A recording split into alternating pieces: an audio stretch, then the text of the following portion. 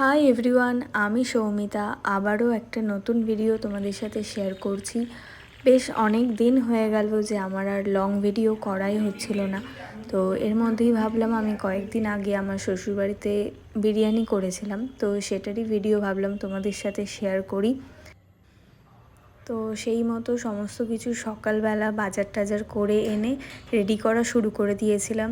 তো একসাথে অনেকজনেরই করছিলাম, মানে আমি এতজনের বিরিয়ানি এর আগে তো করিনি।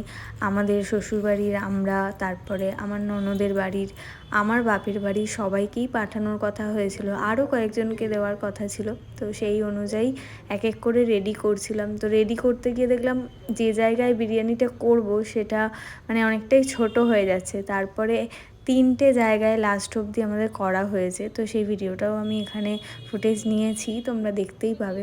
তো এক এক করে পার্ট বাই পার্ট করছিলাম। এদিকে 2টো জায়গায় হচ্ছিল, আবার ওইদিকে আর একটা জায়গায় হচ্ছিল।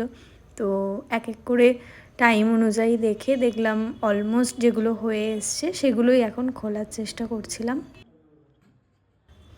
আর সেদিন মানে রান্নায় আমাকে হেল্প করেছে আমার ননদ, নন্দায়, সবাই আমাকে খুবই হেল্প করেছে। তো এক এক করে এই যে তখন এক একটা হাঁড়ি খোলা হচ্ছিল আর দেখছিলাম যে কীরকম কী হয়েছে। মানে এতটা অ্যামাউন্ট আমি এই ফার্স্ট টাইম করেছিলাম, তো ভাবছিলাম কীরকম কী হবে না হবে। তো লাস্টে সবাই কি বলেছে না বলেছে সেটা তোমরা শুনলেই বুঝতে পারবে রান্নাটা কীরকম হয়েছিল বিরিয়ানিটা।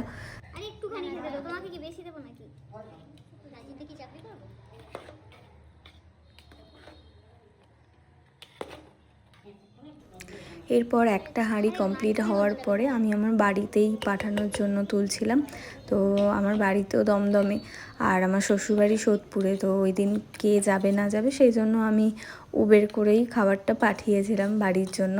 তো দেন বাড়িতে দেওয়ার পরে এবার আমরা একটু টেস্ট করেও দেখছিলাম কীরকম কী হয়েছে। তো আমার তো ভালোই লেগেছে, একটু নুনটা কম হয়েছিল, তো সেটা ঠিক আছে, ম্যানেজেবল, সেটা নুনটা একটু দিয়ে দিলেই বাকি সমস্ত কিছুই পারফেক্ট হয়েছিল।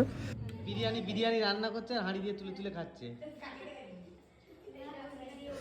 তারপর অয়ন একটু ইয়ার্কি করছিল আমার সাথেই, মানে আমি একটুখানি খাচ্ছিলাম বলে বলছিল যে রান্না করছিস কম আর খাচ্ছিস বেশি। তো যাই হোক, এভাবেই মজা করতে করতে সবাই মিলে একসাথে কখন যে সারা দুপুর থেকে রাত অবধি এই বিরিয়ানি নিয়েই পড়েছিলাম, তো সেটা বুঝতেই পারিনি। এরপর সবার খাওয়ার পালা। তো এই যে খেয়ে আমি জিজ্ঞেস করছিলাম যে কীরকম হয়েছে, এবার রিভিউটা দাও, এত কষ্ট করে রান্না করলাম সবার জন্য, কীরকম হয়েছে বলো। তো সবাই ওটাই বলছিল যে খুব ভালো হয়েছে। তো চলো এই ভিডিওটা এখানেই এন্ড করছি, দেখা হবে আবার কোনো নেক্সট ভিডিওতে।